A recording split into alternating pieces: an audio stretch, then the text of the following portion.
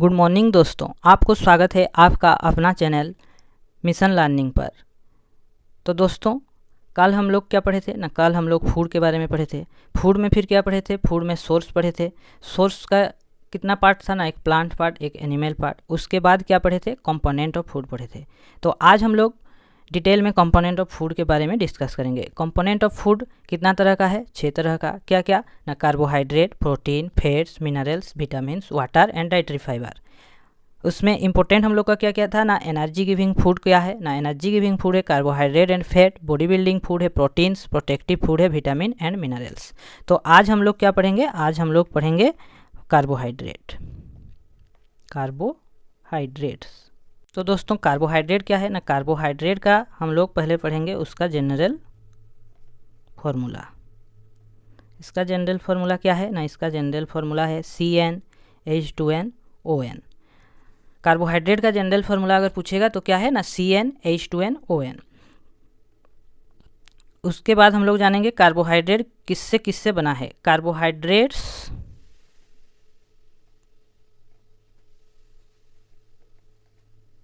Made of carbon, hydrogen and oxygen. तो carbohydrate किससे किससे मिलकर बना है ना, कार्बन, हाइड्रोजन एंड ऑक्सीजन से मिल करके कार्बोहाइड्रेट बना है।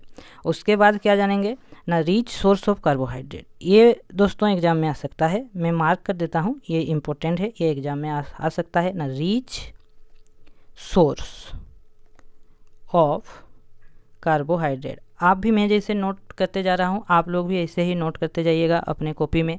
अगर नोट भी ज़रूरत होगा तो मुझे बेझिझक कमेंट करके बताइएगा, मैं आपको शेयर कर दूंगा। तो हम लोग क्या जानेंगे ना, rich source of carbohydrate are rice. Rich source of carbohydrate कौन है ना, राइस है। सबसे ज़्यादा कार्बोहाइड्रेट मतलब किस में मिलता है, हम लोग को राइस से मिलता है। उसके बाद हम लोग जानेंगे एनर्जी स्टोरेज। तो प्लांट में कार्बोहाइड्रेट कहाँ स्टोर होता है और एनिमल में कार्बोहाइड्रेट कहाँ स्टोर होता है, इसके बारे में हम लोग जानेंगे। प्लांट में कार्बोहाइड्रेट किस रूप में स्टोर होता है ना, स्टार्च के रूप में। तो मैं लिख रहा हूँ, आप लोग भी लिखिए ना, plant store carbohydrates as starch. तो प्लांट में जो कार्बोहाइड्रेट है हम लोगों का, वो कैसे कहाँ स्टोर होता है, किस रूप में स्टोर होता है ना, स्टार्च के रूप में। पौधा में कार्बोहाइड्रेट स्टार्च के रूप में स्टोर होता है। और एनिमल में किस रूप में स्टोर होता है कार्बोहाइड्रेट ना, एनिमल में वो ग्लाइकोजन के रूप में स्टोर होता है। किसके रूप में, ग्लाइकोजन के। पौधा में स्टार्च के रूप में, एनिमल में ग्लाइकोजन के रूप में स्टोर होता है। जो कहाँ होता है हम लोगों का, जो कि हम लोग का लिभार में, कहाँ होता है, लिभार में और मसल में होता है। तो हम लोग क्या जाने ना, कार्बोहाइड्रेट एक एनर्जी गिविंग फूड है। तो जो हम लोगों का एनर्जी है कार्बोहाइड्रेट के रूप में, वो पौधा में स्टोर होता है किसके रूप में, स्टार्च के रूप में। और एनिमल में स्टोर होता है ग्लाइकोजन के रूप में। ग्लाइकोजन हमारे बॉडी के लिभार में और मसल्स में जाके सेव होता है। तो कार्बोहाइड्रेट लिभार में और मसल में हम लोग का होता है। उसके बाद जानेंगे कार्बोहाइड्रेट का स्ट्रक्चरल रोल, संरचनात्मक उसका जो काम है उसको जानेंगे। Structural role in plants, cellulose forms the cell wall. Plant में क्या होता है ना, प्लांट में जो सेलुलोज है, प्लांट में होता है सेलुलोज। वो सेलुलोज क्या करता है, सेल वॉल बनाता है। क्या बनाता है, सेल वॉल। तो प्लांट में जो सेलुलोज है वो क्या बनाता है, सेल वॉल बनाता है। ये जो सेलुलोज है ये क्या है, ये एक तरह का कार्बोहाइड्रेट है। ये क्या है ना, एक तरह का कार्बोहाइड्रेट है।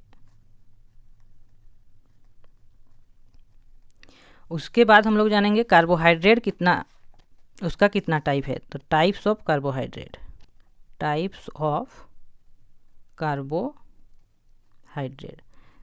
कार्बोहाइड्रेट 3 तरह का है। कितना तरह का है ना, 3 तरह का। पहला में क्या आएगा, मोनोसेक्राइड्स। मोनोसेक्राइड्स। 2 में आएगा डाइसेक्राइड्स।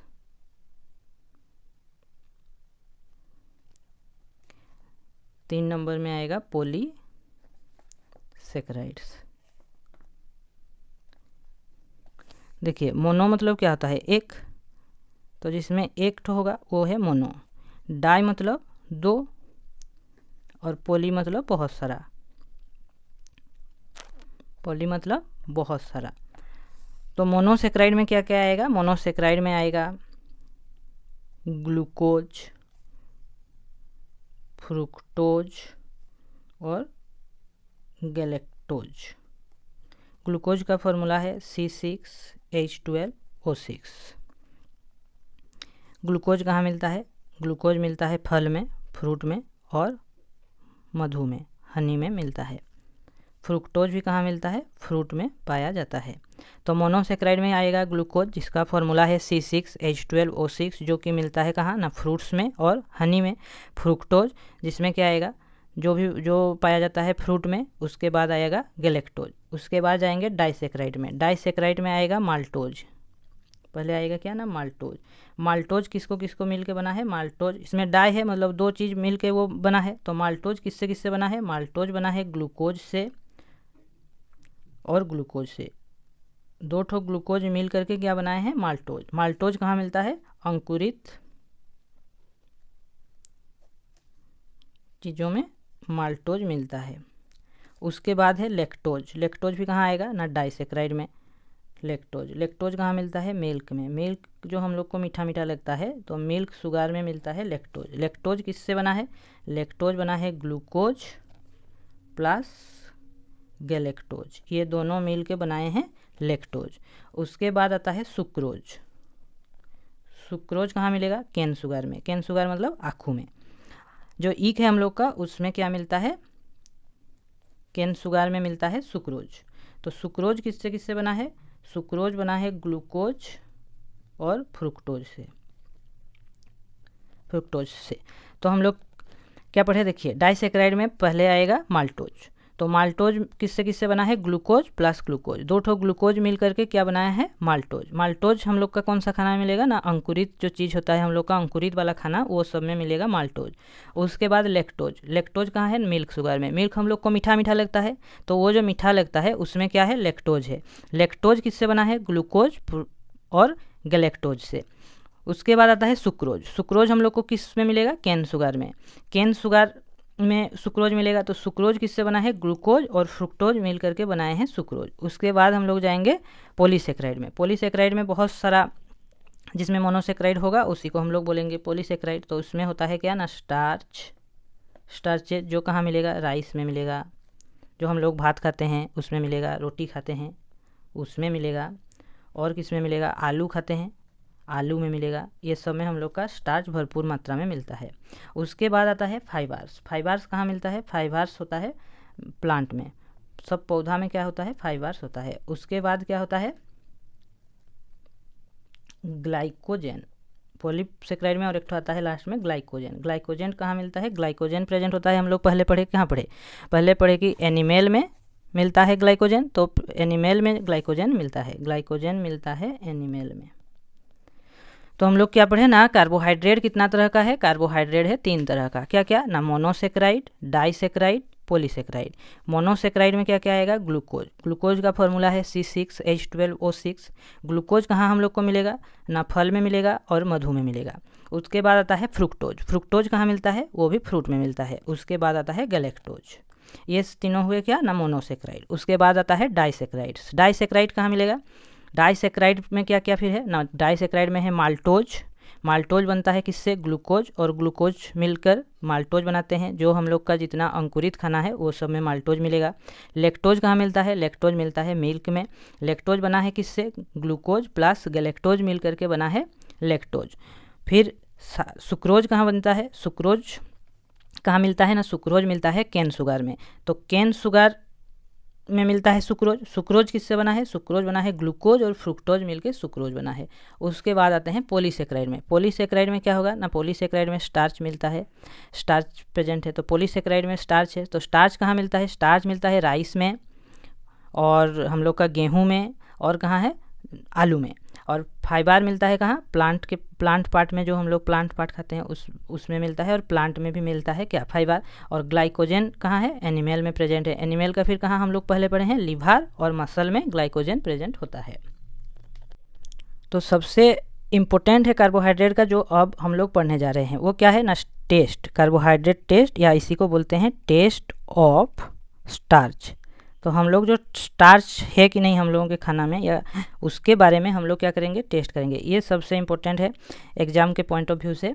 स्टार्च का टेस्ट करने के लिए हम लोग खाना का थोड़ा सा पार्ट लेंगे और उसमें क्या करेंगे, उस मतलब खाना का रॉ इंग्रेडिएंट जो हम लोग खाते हैं वो थोड़ा सा लेंगे। उसमें क्या करेंगे, उसमें खाना लेंगे, पहले लेंगे क्या लेंगे, फूड लेंगे। फूड में क्या करेंगे, फूड में हम लोग 2 to 3 ड्रॉप्स क्या डालेंगे, डाइल्यूट आयोडीन सॉल्यूशन डालेंगे। क्या डालेंगे, आयोडीन सॉल्यूशन। पहले क्या लेंगे, फूड लेंगे, उसके बाद 2 to 3 ड्रॉप आयोडीन सॉल्यूशन डालेंगे। उसके बाद उसको कुछ टाइम के लिए छोड़ देंगे। कुछ टाइम के लिए छोड़ने के बाद उसके बाद आके जब देखेंगे तो फूड का कलर चेंज हो गया होगा। फूड का कलर चेंज होकर क्या हो गया होगा ना, ब्लू ब्लैक कलर का हो गया होगा, ब्लू ब्लैक कलर का। तो जब वो ब्लू ब्लैक कलर का हो गया होगा तो हमको वहाँ से पता चलेगा कि वो जो हम लोग खाना लिए थे उसमें क्या है ना, स्टार्च है। तो ये जो ब्लू ब्लैक कलर हम लोग को क्या इंडिकेट करता है कि उसमें स्टार्च है। तो टेस्ट ऑफ स्टार्च में हम लोग क्या करेंगे, पहले खाना लेंगे थोड़ा सा, उसमें 2 से 3 ड्रॉप आयोडीन सॉल्यूशन डालेंगे। उसके बाद उसको कुछ समय के लिए छोड़ देंगे। उस कुछ समय छोड़ने के बाद उसमें हम लोग देखेंगे कि वो जो खाना तो है वो क्या हो जाएगा, ब्लू ब्लैक कलर में चेंज हो गया होगा। अगर वो ब्लू ब्लैक कलर में चेंज हो गया होगा तो हमको वो पता चलेगा कि वो क्या है, वो जो हम लोग खाना लिए थे उसमें स्टार्च मौजूद है। तो इसमें से क्वेश्चन कैसे आएगा, इसमें से क्वेश्चन आएगा कि टेस्ट ऑफ स्टार्च का मतलब स्टेप, वो कुछ लिख के दिया रहेगा, उसमें ये सब स्टेप को दिया रहेगा, इधर उधर करके दिया रहेगा। तो हम लोग को जो सही स्टेप है उसी को चूज करना है। तो पहले हम लोग लेंगे फूड में डालेंगे 2 से 3 ड्रॉप डाइल्यूट आयोडीन सॉल्यूशन। उसके बाद वो क्या होगा, वो जो फूड मटेरियल हम लोग का है वो ब्लू ब्लैक कलर में चेंज हो जाएगा, जिससे हम लोग को पता चलेगा कि हमारा खाना में स्टार्च प्रेजेंट है। उसके बाद हम लोग पढ़ेंगे सम सोर्सेस ऑफ कार्बोहाइड्रेट। क्या पढ़ेंगे, सोर्सेस, कहाँ कहाँ से हम लोग को कार्बोहाइड्रेट मिलेगा। कहाँ से मिलेगा, स्वीट पोटैटो से मिलेगा। उसके बाद आलू से मिलेगा, मतलब पोटैटो से मिलेगा। उसके बाद कहाँ से मिलेगा, शुगर केन से मिलेगा। उसके बाद पपाया से मिलेगा, मेलॉन, मैंगो, अभी तो मैंगो का सीज़न है, भरपूर आम खाइए, कार्बोहाइड्रेट मिलेगा। उसके बाद मेज से मिलेगा, राइस, बाजरा और व्हीट, ये सब से हम लोग को क्या मिलेगा, कार्बोहाइड्रेट मिलेगा। इसके बाद आता है दोस्तों प्रोटीन। प्रोटीन हमारा क्या है, हम लोग पहले से पढ़ के आए हैं। प्रोटीन है हम लोगों का बॉडी बिल्डिंग फूड। तो प्रोटीन हम लोग का क्या है, बॉडी बिल्डिंग फूड है। प्रोटीन किससे किससे बना है, जैसे कार्बोहाइड्रेट बना था उस तरह प्रोटीन किससे किससे बना है वो जानेंगे। प्रोटीन बना है कार्बन से, हाइड्रोजन से, ऑक्सीजन, नाइट्रोजन और स्मॉल क्वांटिटी ऑफ किससे, small quantity of sulphur and phosphorus से। तो प्रोटीन क्या है ना, प्रोटीन हम लोगों का बॉडी बिल्डिंग फूड है, वो पहले से पढ़ के आए हैं। उसके बाद प्रोटीन किस किस से बनता है ना, कार्बन से, हाइड्रोजन से, oxygen, nitrogen, small quantity of sulphur and phosphorus से हम लोग का प्रोटीन बनता है। उसके बाद हम लोग जानेंगे richest source of protein. Richest source of protein क्या है, ये इंपॉर्टेंट है एग्जाम के पॉइंट ऑफ व्यू से ना। रिचेस्ट सोर्स ऑफ प्रोटीन क्या है, सोयाबीन। इसीलिए भरपूर मात्रा में हम लोग को क्या खाना चाहिए, सोयाबीन खाना चाहिए, क्योंकि सोयाबीन में क्या मिलता है, प्रोटीन प्रचुर मात्रा में मिलता है। इसके बाद इसका भी इम्पोर्टेंट पार्ट है टेस्ट ऑफ प्रोटीन। उधर जैसे पढ़े हैं टेस्ट ऑफ स्टार्च, इसी तरह प्रोटीन में क्या है ना, टेस्ट ऑफ प्रोटीन। ये एक बार सीटेट के क्वेश्चन में आया था, तो हम लोग के जेटेट के क्वेश्चन के लिए भी ये इंपॉर्टेंट है, टेस्ट ऑफ प्रोटीन।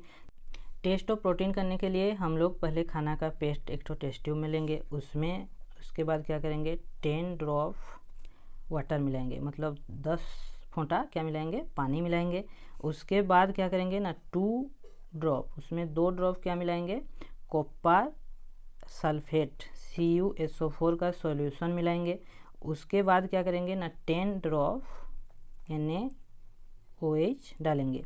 उसके बाद हम लोग क्या करेंगे, उसको कुछ समय के लिए छोड़ देंगे। छोड़ने के बाद उसमें देखेंगे कि ये जो खाना के पेस्ट तो लिए थे वो क्या कलर का हो गया है, वायोलेट कलर का हो गया है। अगर वो खाना का जो हम लोग पेस्ट लिए हैं वो वायोलेट कलर का हो गया है तो उससे हम लोग को पता चलेगा कि हमारा जो खाना है उसमें क्या है, प्रोटीन है। तो दोस्तों पहले से अच्छे से और एक बार सुनिए, मैं बता रहा हूँ क्या है ना, हम लोग प्रोटीन का टेस्ट करने के लिए एक टेस्ट ट्यूब लेंगे। वो टेस्ट ट्यूब में खाना को पेस्ट करके थोड़ा सा लेंगे, उसमें थोड़ा सा क्या डालेंगे, 10 ड्रॉप वाटर डालेंगे। उसके बाद 2 ड्रॉप CuSO4 मतलब कॉपर सल्फेट का सॉल्यूशन डालेंगे। उसके बाद 10 ड्रॉप NaOH डालेंगे। कुछ टाइम के लिए उसको ऐसे ही शांत छोड़ देंगे। उसके बाद आके देखेंगे अगर खाना का कलर क्या किस में चेंज हो गया है, किस में परिवर्तित हो गया है ना, वायोलेट कलर में परिवर्तित हो गया है, तो हम लोग को पता चलेगा कि उसमें क्या है ना, प्रोटीन है। तो ये हमारा एग्जाम में एक बार सीटेट में आया था, तो इसको अच्छे से ध्यान रखिएगा। उसका स्टेप क्या स्टेप है और एक बार बता रहा हूँ, फूड लेंगे पेस्ट के आकार में, सॉलिड नहीं, पेस्ट करके फूड लेंगे टेस्ट ट्यूब में, उसमें 10 ड्रॉप ऑफ वाटर मिलाएंगे। उसके बाद 2 ड्रॉप ऑफ CuSO4 सॉल्यूशन मिलाएंगे। उसके बाद 10 ड्रॉप ऑफ NaOH मिलाएंगे। अगर हमारा खाना का कलर वायोलेट कलर का हो गया तो हम लोग को पता चलेगा कि वो उसमें प्रोटीन है। तो दोस्तों इसके बाद हम जानेंगे सम सोर्सेस ऑफ प्रोटीन, कहाँ कहाँ से हम लोग को किस किस खाना खाने से हम लोग को क्या मिलेगा ना, प्रोटीन मिलेगा। तो दोस्तों ये सब जो हम लोग पढ़ रहे हैं ये सब NCERT बेस्ड है, इसीलिए आप लोग अच्छे से पढ़िएगा। तो अभी हम लोग क्या पढ़ेंगे ना, सोर्सेस ऑफ प्रोटीन, ये सब NCERT में भी दिया गया है। तो हम लोग क्या पढ़ेंगे, प्रोटीन का सोर्स में पढ़ेंगे। पहले प्लांट से हम लोग को कहाँ से प्रोटीन मिलता है, प्लांट सोर्स। तो प्लांट सोर्स से कहाँ से मिलेगा, मूंग से, मूंग दाल जो हम लोग खाते हैं वो मूंग से मिलेगा, और जो छोला दाल खाते हैं वो उससे मिलेगा। सोयाबीन से मिलेगा प्रोटीन। उसके बाद मटर जो खाते हैं मटर से मिलेगा। उसके बाद तूर दाल से मिलेगा। उसके बाद क्या है ना, उसके बाद है एनिमल सोर्स। प्लांट सोर्स के बाद आता है एनिमल सोर्स। एनिमल सोर्स कहाँ कहाँ प्रोटीन मिलेगा, मीट खाने से हम लोग को प्रोटीन मिलता है, फिश खाने से प्रोटीन मिलता है, एग खाने से प्रोटीन मिलता है, और जो मीट मछली नहीं खाते हैं उन लोगों के लिए कहाँ से मिलता है, पनीर से और मिल्क से। तो प्रोटीन के बाद दोस्त आता है फैट। फैट में क्या क्या मिलता है, फैट किससे बना है ना, फैट बना है कार्बन से, हाइड्रोजन और ऑक्सीजन से। तो फैट बना है कार्बन, हाइड्रोजन और ऑक्सीजन से। जैसे हम लोग सभी में पढ़े test of starch, test of protein, इसी तरह फैट का भी टेस्ट है। तो इसका टेस्ट में क्या है, इसका टेस्ट में हम एक ठो कागज़ लेंगे, क्या लेंगे, पेपर लेंगे। पेपर में हम लोग खाना लेंगे, क्या लेंगे, खाना लेंगे। वो खाना को क्या करेंगे, पेपर में थोड़ा सा ऐसे करके मरोड़ देंगे। पेपर में मरोड़ देने से क्या होगा ना, उसमें एक ठो ऑयली पेच आएगा। अगर हम लोगों का खाना में फैट होगा तो वो जो हम लोग क्लीन पेपर ठो लिए हैं उसमें एक ठो क्या आएगा, हम लोग का ऑयली पेच आएगा, ऑयली पेच आएगा। तो अगर पेपर में ऑयली पेच आया तो वो जो हम लोग खाना लिए हैं उसमें फैट है बोल के पता चलेगा। अगर ऑयली पेच नहीं आएगा तो उसमें फैट नहीं है। तो क्या उसका टेस्ट के लिए क्या करेंगे, पेपर लेंगे, एक तो क्लीन पेपर लेंगे, उसमें खाना लेंगे। खाना को क्या करेंगे, वो पेपर के साथ मरोड़ देंगे। मरोड़ देने के बाद क्या होगा, उसमें एक ठो ऑयली पेच आएगा, किसमें, पेपर में। तो अगर पेपर में ऑयली पेच आएगा तो हम लोग को पता चलेगा कि वो खाना में क्या है, फैट है। इसके बाद आता है हम लोग का सोर्स, कहाँ कहाँ से क्या क्या खाने से हम लोग को क्या मिलेगा, फैट मिलेगा। तो इसमें पहले आता है प्लांट सोर्स। प्लांट सोर्स में आता है, क्या आता है, जितना तरह का हम लोग ऑयल खाते हैं, वेजिटेबल ऑयल, जितना तरह का वेजिटेबल ऑयल है like mustard oil, coconut oil, उसके बाद तिल तेल, उसके बाद बादाम, ये सब में क्या है, ये सब से हम लोग को फैट मिलता है।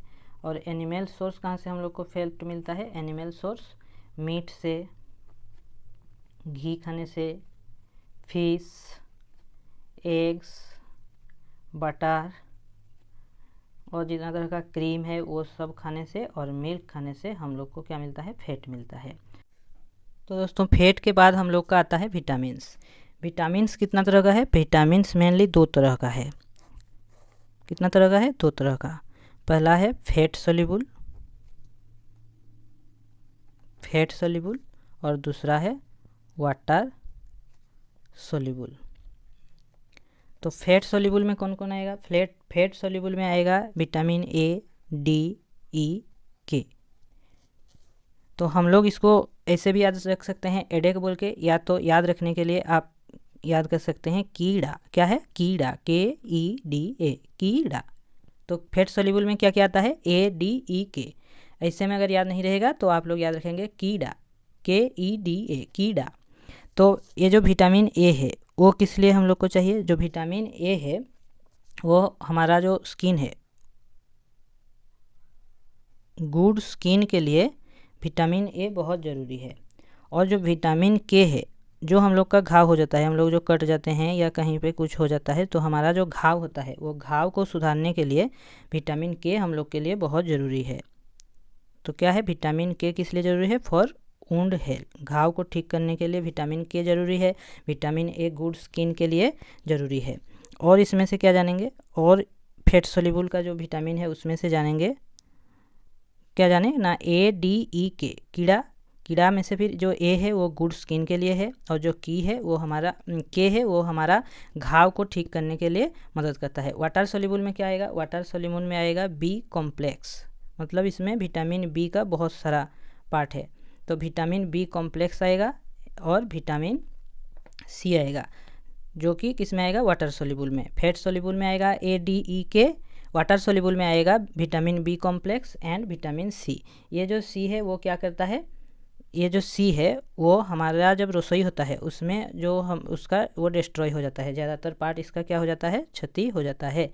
तो विटामिन सी कहाँ डिस्ट्रॉय हो जाता है, डिस्ट्रॉय ड्यूरिंग कुकिंग के टाइम में, रसोई के टाइम में ये ज़्यादातर डिस्ट्रॉय हो जाता है। उसके बाद एक इम्पोर्टेंट बात हो जानेंगे, क्या बात है ना, इम्पोर्टेंट बात यह है कि A, E एंड C क्या है, A, E एंड C जो विटामिन है ये एंटीऑक्सीडेंट विटामिन है। क्या है, एंटीऑक्सीडेंट विटामिन्स। तो ये एग्जाम में आता है, एंटीऑक्सीडेंट विटामिन क्या क्या है, ऑप्शन दिया रहेगा, अलग कुछ विटामिन का नाम दिया रहेगा और इसमें से एक का दिया रहेगा। तो ऐसे भी पूछ सकता है ए क्या है, तो A, E एंड C क्या है, एंटीऑक्सीडेंट विटामिन है। याद रखिएगा A, E and C antioxidant vitamin है। मैं बार बार इसलिए बोलता हूँ कि जैसे आप लोग बार बार सुनेंगे तो वो आपके सबकॉन्शियस माइंड में स्टोर होकर रह जाएगा, इसीलिए मैं बार बार बोलता हूँ कि A, E and C antioxidant vitamin है। इसके बाद हम लोग डिटेल में पढ़ेंगे किसके बारे में ना, विटामिन ए के अभाव से क्या क्या होता है, विटामिन ए के अभाव से हम लोग का होता है नाइट ब्लाइंडनेस। और क्या होता है, स्किन हम लोग का जो है स्किन ड्राई हो जाता है, स्किन ड्राइनेस होता है और नाइट ब्लाइंडनेस होता है। मतलब विटामिन ए जिसका कमी होगा उसको रात में कुछ दिखाई नहीं देगा। विटामिन ए की कमी से हम लोग का क्या होता है, नाइट ब्लाइंडनेस और स्किन ड्राइनेस। जिसका विटामिन ए का अभाव होगा उसको रात में कुछ दिखाई नहीं देगा और उसका जो स्किन है वो रूखा रूखा महसूस होगा। उसके बाद आता है विटामिन बी। विटामिन बी में बी के अभाव में क्या होता है, विटामिन बी के अभाव में हम लोग का होता है बेरी। क्या होता है, बेरी।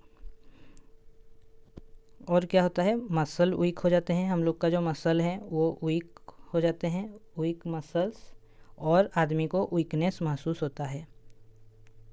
तो विटामिन बी के अभाव से बेरी नामक रोग होता है, हम लोगों का जो मांसपेशी है वो वीक हो जाता है और आदमी को वीकनेस महसूस होता है।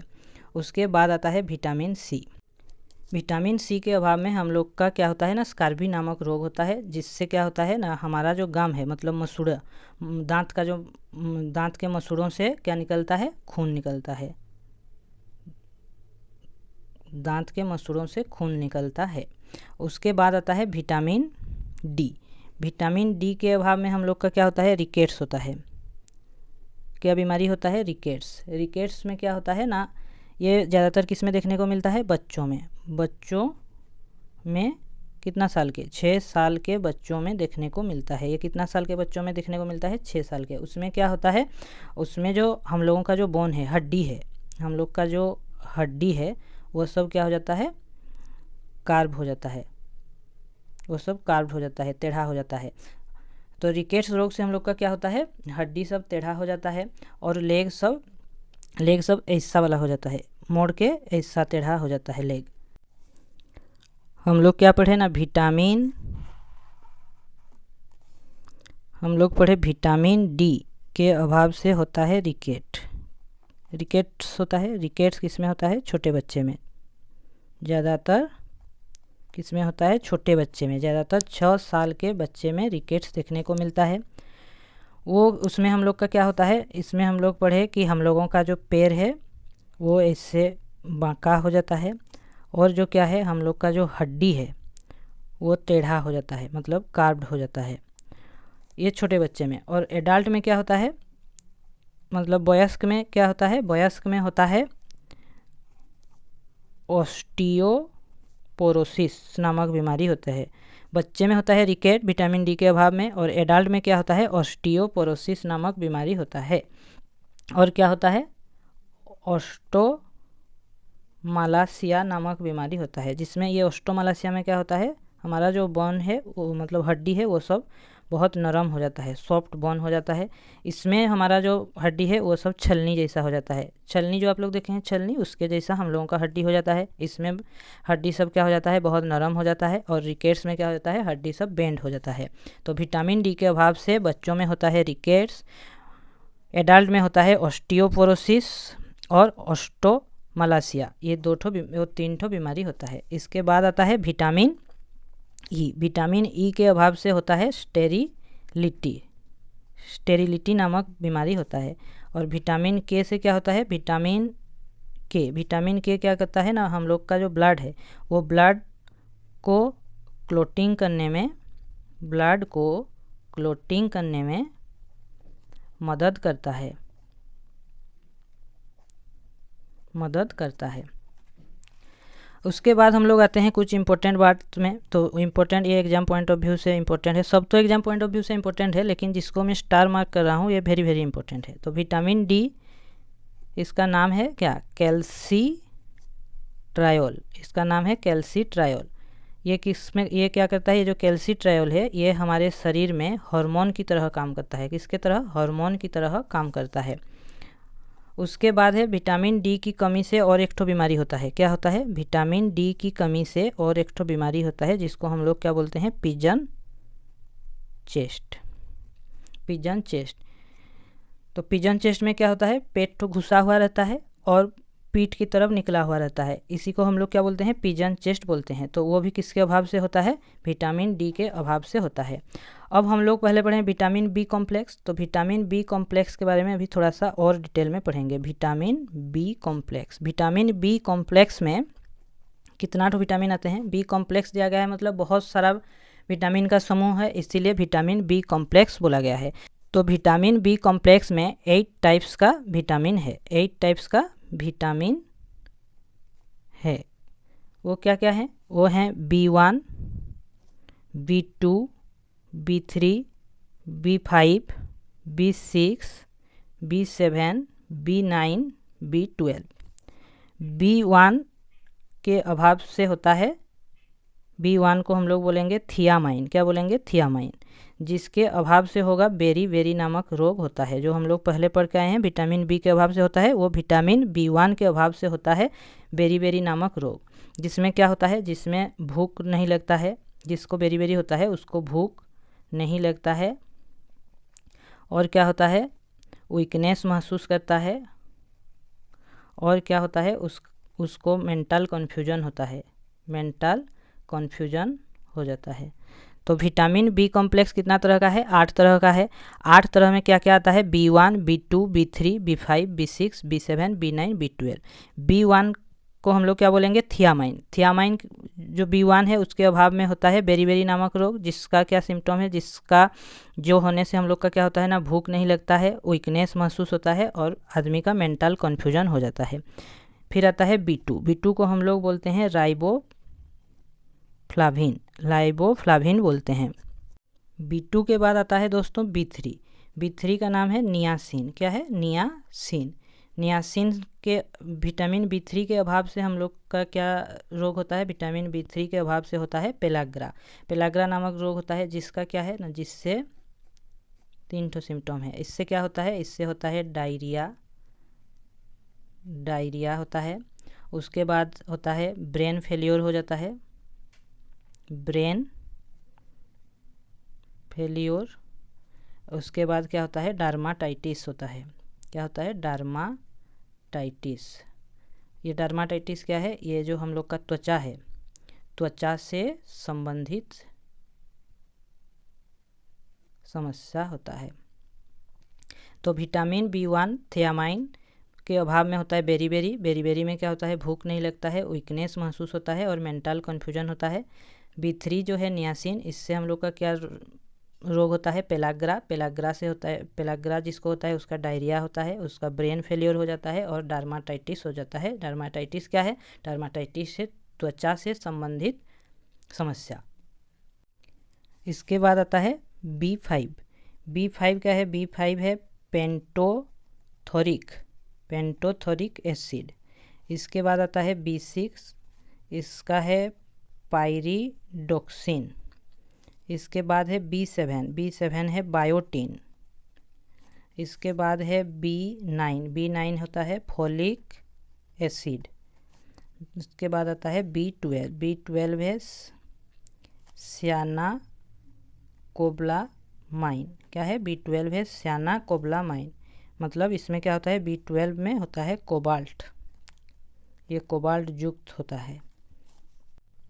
ये जो B9 और B12 की कमी से क्या होता है ना, B9 की कमी से क्या होता है? B9 की कमी से होता है ब्रेन डिफेक्ट होता है, ब्रेन डिफेक्ट होता है। इससे क्या होता है? प्रेग्नेंट वोमेन है, प्रेग्नेंट वोमेन में फोलेट की कमी हो जाता है। क्या होता है? प्रेग्नेंट वोमेन में फोलेट की कमी हो जाता है, जिससे क्या होता है? उनका जो बच्चा पैदा होता है उसमें जो खोपड़ी है, हम लोग का जो खोपड़ी है उसका विकास नहीं होता है, उसका विकास नहीं होता है। तो विटामिन B9 से क्या होता है? ब्रेन में डिफेक्ट आता है। किसके ब्रेन में डिफेक्ट आता है? जो प्रेग्नेंट वोमेन है उसमें फोलेट की कमी हो जाता है। फोलेट की कमी होने से उनका जो बच्चा पैदा होता है उसमें खोपड़ी नहीं बनता है या खोपड़ी का विकास नहीं होता है। उसके बाद है मेगालोब्लास्टिक एनीमिया। मेगालोब्लास्टिक एनीमिया में क्या होता है? मेगालोब्लास्टिक एनीमिया में जो RBC है हम लोगों के शरीर में, रेड ब्लड सेल, और जो RBC है उसका साइज, RBC का साइज क्या हो जाता है? बड़ा हो जाता है। तो विटामिन B9 के अभाव से क्या होता है? ब्रेन डिफेक्ट होता है, बच्चों का जो खोपड़ी नहीं बन पाता है और मेगालोब्लास्टिक एनीमिया होता है। जो मेगालोब्लास्टिक एनीमिया क्या है ना, मेगालोब्लास्टिक एनीमिया में RBC का साइज बड़ा हो जाता है। आज के लिए इतना ही दोस्तों, आप इसको अच्छे से पढ़ें। कल हम लोग मिनरल और न्यूट्रिएंट्स के बारे में डिटेल में पढ़ेंगे। अगर आपको मेरा वीडियो अच्छा लगा हो तो चैनल को सब्सक्राइब करें, वीडियो को लाइक करें और अगर कुछ सुधार चाहिए तो बेझिझक कमेंट करें। धन्यवाद। जय हिंद, जय झारखंड।